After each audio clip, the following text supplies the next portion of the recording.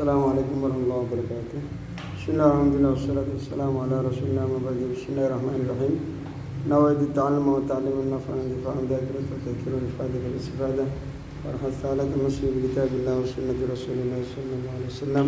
Wa du'a ila al-huda wa dalala ala al-khair wa jannah wa mardawatih wa qurbihi wa thawabi. Amin. Bismillahirrahmanirrahim.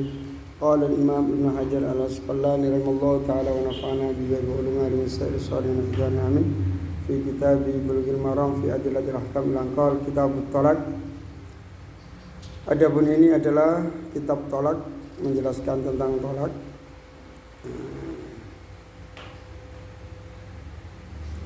Tolak itu artinya irsal, melepas, watarku dan meninggalkan, melepas, membebaskan istri untuk bebas.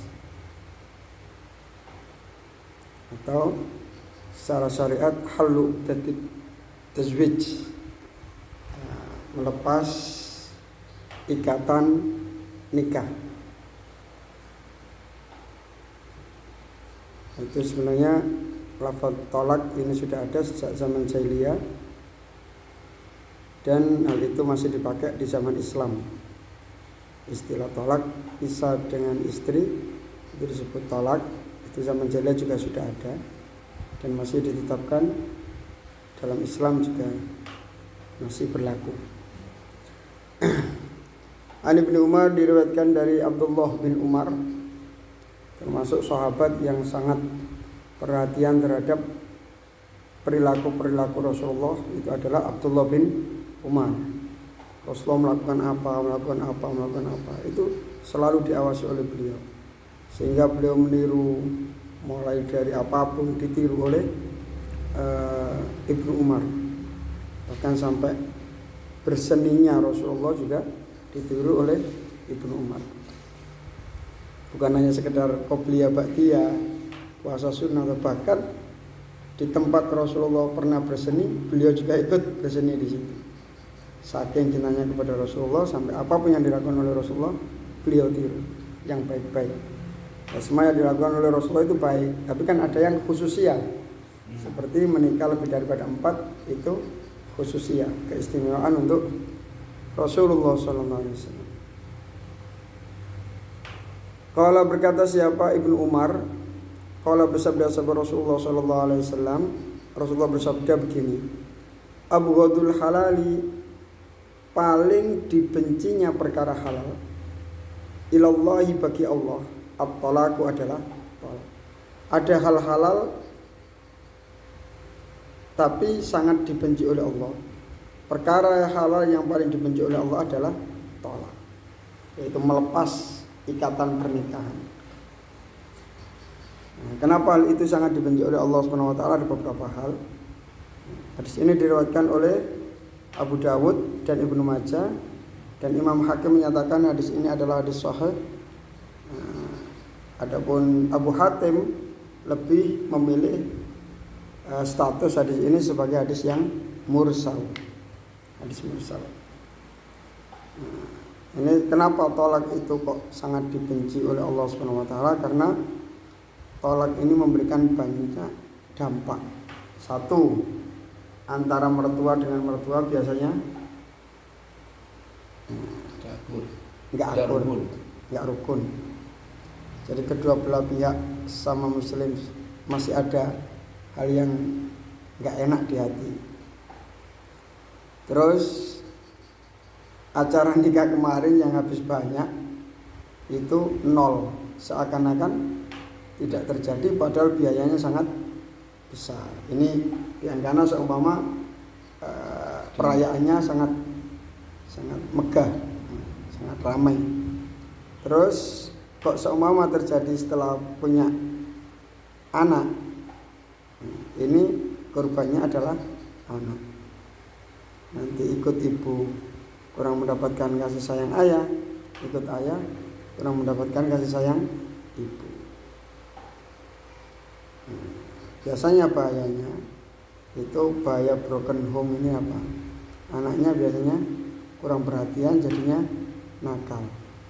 Kurang perhatian, kurang didikan, terus melakukan pelampiasan, bahkan dia merasa puas kalau orang tuanya jengkel, karena dia merasa saya kurang kasih sayang dampak dari perbuatan orang tua saya. Kadang ngoten. Ya memang anak itu tidak tahu apa kejadiannya sehingga terjadi seperti itu. Makanya ya, mestinya tidak usah dendam seperti itulah. Tidak usah dendam seperti itu. Karena yang dilakukan oleh orang tua kadang ya dia lebih tahu perasaan hatinya. Kadang kalau memang tidak bisa disatukan lagi, bagaimana lagi?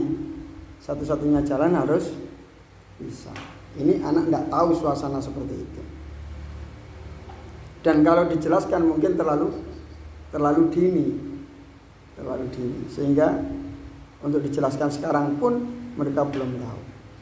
Nah, ini talak dilarang oleh Allah SWT karena yaitu beberapa dampak antar keluarga, terus kasih sayang anak, terus peristiwa kemarin akad nikah itu sudah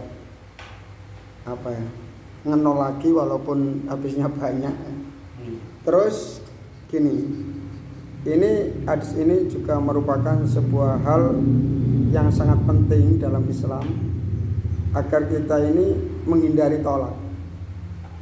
Ini sebuah dorongan untuk kita agar mempertahankan pernikahan kita.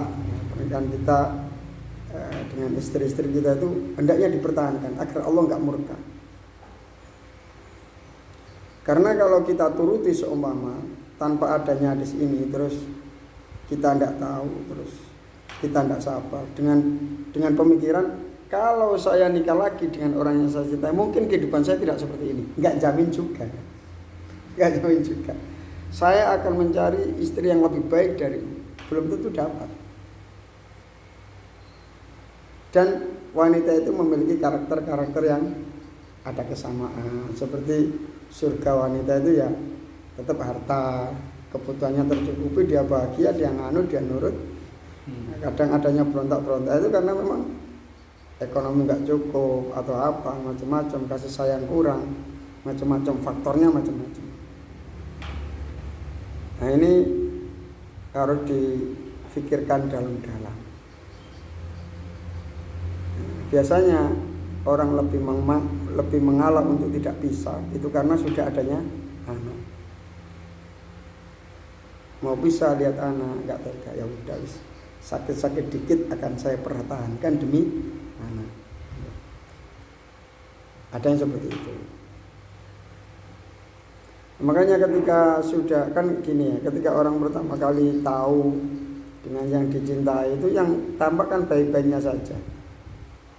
Ketika nikah baru tahu semua, baiknya apa, kekurangannya apa.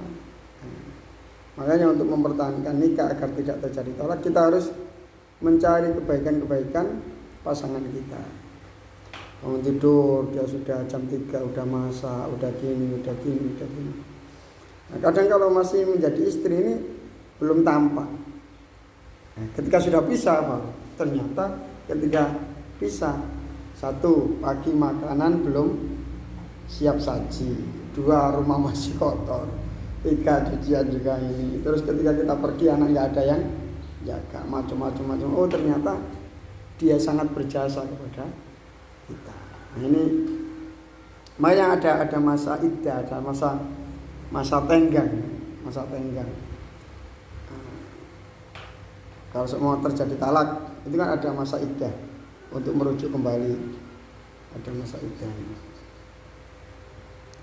Nah, ini seumpama si istri pulang ke rumahnya dulu, kita pulang ke rumah kita dulu.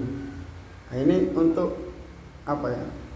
Memikirkan ternyata hidup sendiri itu seperti ini, nggak seperti dulu. Ketika belum nikah sendiri biasa-biasa aja, tapi kalau sudah nikah itu malam sendiri, hujan-hujan sendiri. Biasanya tinggal ayahnya ini pulang perjalanan, tinggal ya mampir mie ayam, ya mampir gini. Sekarang gimana? Dan juga gini, kalau nikah itu dipertahankan banyak hal. Kita bisa kolaborasi. Suami yang kerja, istri yang jaga anak. Kalau masing-masing bisa, nanti istri kerja sendiri, masak sendiri, semuanya sendiri. Si suami juga gitu, istri juga gitu. Makanya masing-masing kerja masing-masing. Terus bersih-bersih juga masing-masing. Kalau semua masih bersatu kan bisa bagi tugas. Dan itu lebih ringan, walaupun berat tetap berat. Tetap berat. Makanya dalam nikah itu banyak pahala. Ini faktor-faktor yang disebabkan oleh pisah atau bahaya daripada tolak. Kenapa sampai Allah Subhanahu wa taala benci terhadap tolak walaupun itu diperbolehkan. Nah, dari hadis ini juga memberikan tekanan kepada kita, jangan tergesa-gesa mentolak dulu. Difikirkan dulu matang-matang. Kalau memang sudah tidak mungkin, terus gimana lagi? Mau ditoto gak kena, diatur gak kena, setiap perkataan menjengkelkan, setiap perbuatan menjengkelkan. Oh mungkin dia memang gak cinta sama saya, buat apa dipertahankan? Ya udah, saya mencari orang yang saya mencintai, saya juga mencari orang yang gimana lagi, udah gak bisa. Itu sudah darurat terakhir.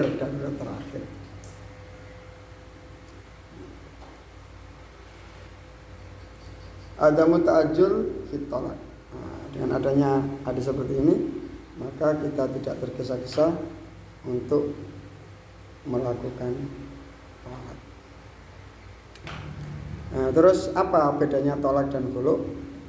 Kalau tolak itu dilontarkan oleh suami. Kalau dari suami itu disebut tolak, kalau dari istri disebut khulu, permohonan untuk pisah. Nah, kenapa hak talak itu dikasihkan oleh suami? Kenapa hak talak itu dikasihkan oleh suami? Karena suami biasanya itu rata-rata laki-laki itu kalau berpikir lebih tenang. Jadi mau melakukan tolak itu berpikir panjang.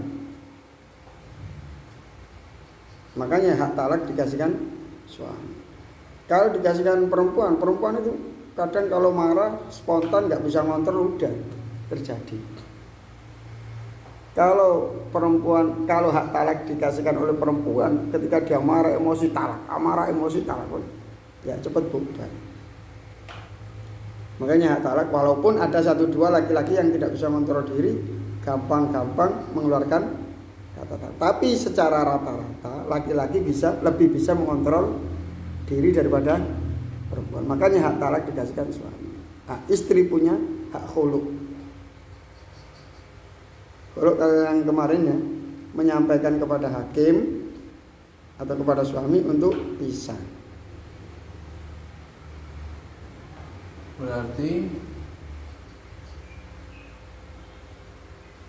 Berarti permintaan pisah baik laki-laki maupun perempuan,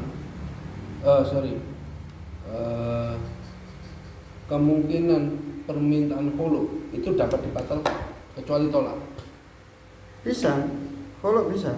Karena tidak dikabulkan bisa. Tapi kalau tolak, laki-laki kan langsung turun, langsung jadi.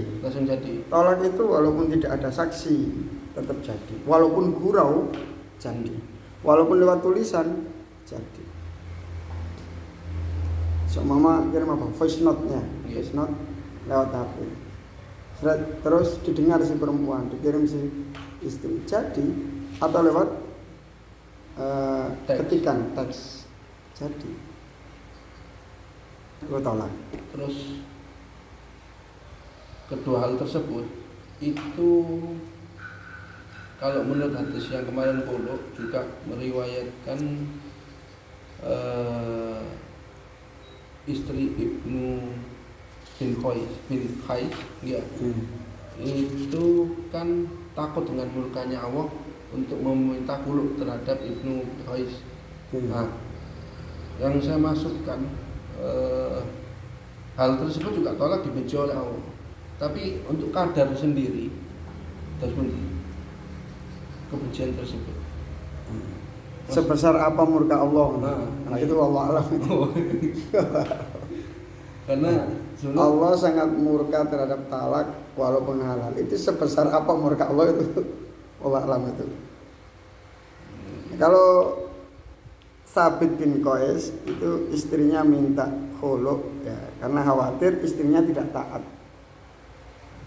Khawatir istrinya daripada saya membuat hal-hal yang menjengkelkan sampai mending kita pisah aja, kita hidup masing-masing. Ini cara riwayat ini kan ada paras yang kurang menyenangkan.